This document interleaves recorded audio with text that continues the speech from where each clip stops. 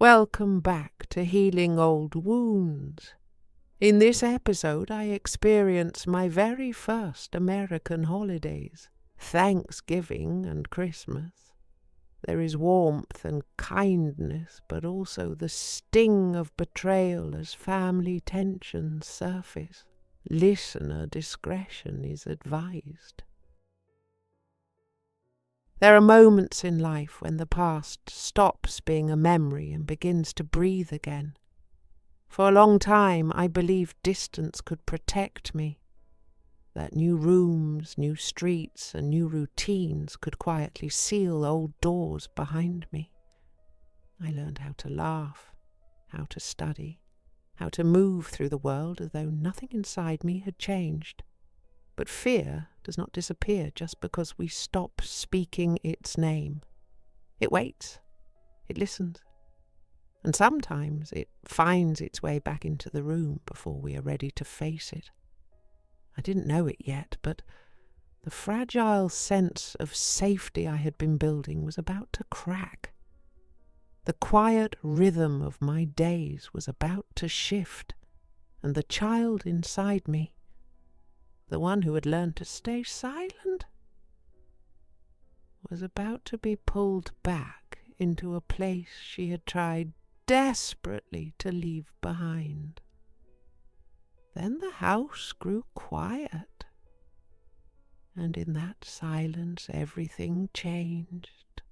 2 young men came upstairs and left the house, papers in their hands. Later I learned the basement doubled as the office for the moving company. A while later I heard footsteps on the stairs. That familiar voice, the one that had haunted me for years, echoed in the hallway. My heart sank. My mother's face lit up with joy. She was ready for the embrace of her firstborn. Then he appeared, the same face that had stolen my childhood, stood before me, older but unchanged. The man who caused so much pain, who took my innocence, who shattered my trust in love. I thought I was ready to face him, to prove I had healed. I was wrong. My body froze. There were no words of welcome, no warmth, just a cold stare. My mother looked between us, confused. He looked me up and down and said, "Du, you've grown into a beautiful young woman," with a look that made my stomach turn. I glared back, disgusted, but my mother didn't see what I saw. As they talked briefly, I sat silently, my insides screaming to run. How could she not see who he was? I had told her 12 years earlier, and she had beaten me, called me a liar.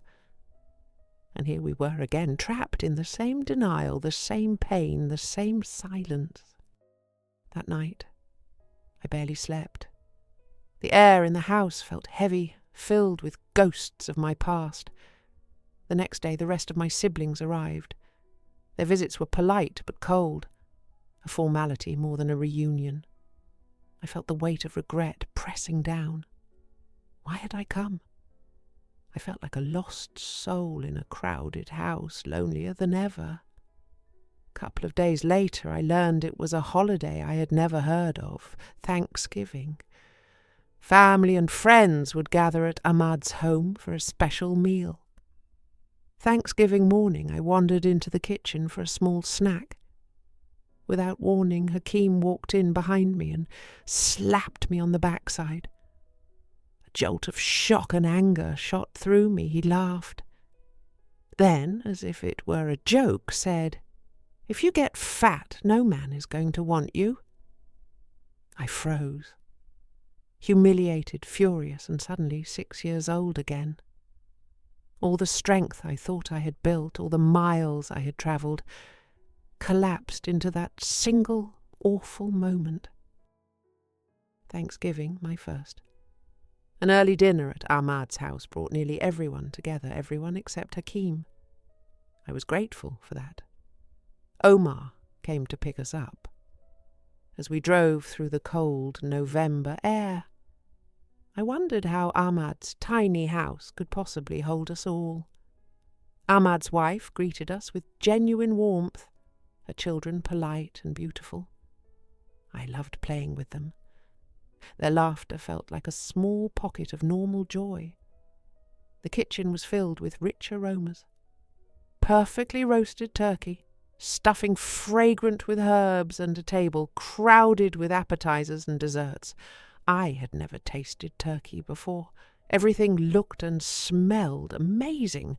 I wanted to sample every dish and maybe save a little for the next day. As evening faded, we said our goodbyes and stepped back into the chill. My stomach was full and my thoughts were heavy. I dreaded spending another night in Hakim's house, yet I had nowhere else to go. Omar drove us back through the dark, quiet streets.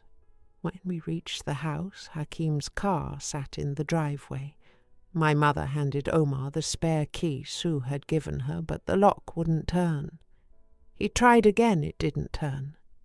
He moved to the kitchen door. It didn't work there either. Omar rang the doorbell. We waited. He knocked. No answer. My mother's teary eyes revealed signs of deep regret. They held pain and 1,000 questions. Should I have stayed in the old country? Was I wrong to chase after my adult sons? Where do we go from here? Should I save my dignity and go back home? At least there I had a home. Here my own son had made me homeless. My whole being screamed to go back home, where even the shadows of my past seemed warmer than the chill of being unwanted. The November night pressed in, freezing, dark and heavy. Omar realized the door was not going to open. He started the car again and we drove back to Ahmad's house in silence, unsure what the rest of the night would bring. We stayed there after that night. Ahmad's house was small. Too small for 7 people, but we had no other options. The downstairs bedroom could fit only a single bed, so my mother slept there while I took the couch in the living room. All our belongings were at Hakim's house, but that was the least of my worries. Not long after, we learned the truth. Hakim had changed the locks. It wasn't an accident that we'd been left outside in the cold. The message was loud and painfully clear. The feeling of abandonment was like standing on a doorstep that no longer belonged to you, frozen, unwanted, erased. That night, lying on a borrowed couch beneath a ceiling that wasn't mine, I stared into the dark and tried to remember what it felt like to belong. The house breathed around me. Unfamiliar walls, unfamiliar silence. And I realized how quickly a life can be folded into a corner, how easily a person can be made to feel smaller than the space they sleep in. I wrapped myself in my coat instead of a blanket and told myself it was only for a night, only for a season, only for now. But deep inside, something colder than the November air had already settled in. I didn't cry. I didn't speak. I listened to the quiet and learned its language. The sound of footsteps that passed without stopping. The murmur of doors closing. The weight of being present and unseen. I wondered how love could change its face so suddenly, how family could become a locked door instead of an open hand. And yet in that stillness I made a promise to myself I didn't yet have words for. I promised that I would remember this feeling. Not to carry it like a wound, but to one day lay it down. I promised that this moment would not be the place where my story ended, only the place where I learned how strong my heart would have to become.